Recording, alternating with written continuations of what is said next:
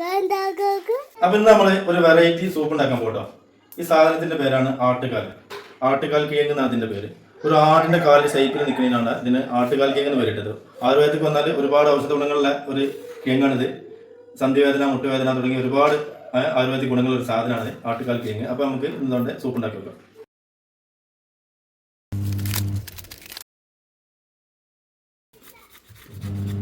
പുറത്ത് ആടിന്റെ കാല് പോലെ ഒരു ഇതുണ്ടാവും, ഒരു രോമം.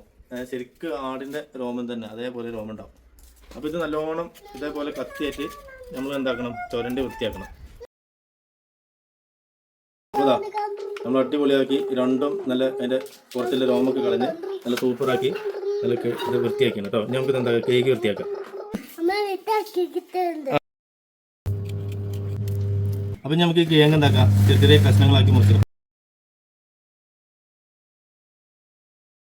അപ്പോൾ നമ്മൾ സൂപ്പ് ഉണ്ടാക്കുന്നതിലേക്ക് ആവശ്യമായ സാധനങ്ങൾ നമ്മളിവിടെ റെഡിയാക്കി വെച്ചിട്ടുണ്ട്. ഇത് കുറച്ച് ചെറിയ ഉള്ളി കുറച്ച് വലിയ പീസാക്കി അരിഞ്ഞാട്ടോ. പിന്നെ അത് കുറച്ച് ഇഞ്ചി, ചെറിയ ഇഞ്ചി ചെറിയ കുനുകുനാക്കി അരിഞ്ഞതാണ്.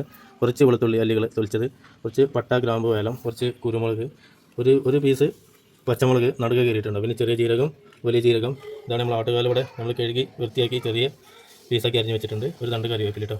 നമ്മളൊരു കുക്കർ എടുത്തിട്ടുണ്ട്. നമ്മൾ കഴുകി വൃത്തിയാക്കി ചെക്ക് കുക്കറിലോട്ട് ഇട്ട് കൊടുക്കണം.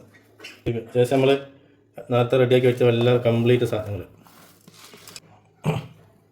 ഒരു 2 ഇല്ലി കറിവേപ്പില, ആവശ്യത്തിന് ഉപ്പിട്ട് കൊടുക്കുക.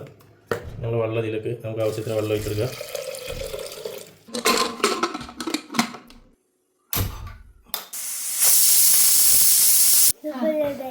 നമ്മൾ കുക്കറിൽ 5 വിസിൽ അടിച്ചിട്ടുണ്ട്. അപ്പോൾ നമ്മൾ സൂപ്പ് ഇവിടെ സെറ്റ് ആയിട്ടുണ്ട്. അപ്പോൾ നമുക്ക് എന്താ നോക്കാം, കുക്കറും തുറന്ന് നോക്കട്ടോ.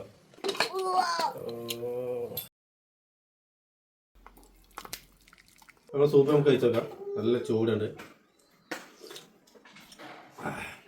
സൂപ്പിൻ്റെ ടേസ്റ്റ് അത്യാവശ്യം കുഴപ്പമില്ല. നമ്മൾ സാധാരണ സൂപ്പിൻ്റെ ടേസ്റ്റ് തന്നെയാണ്.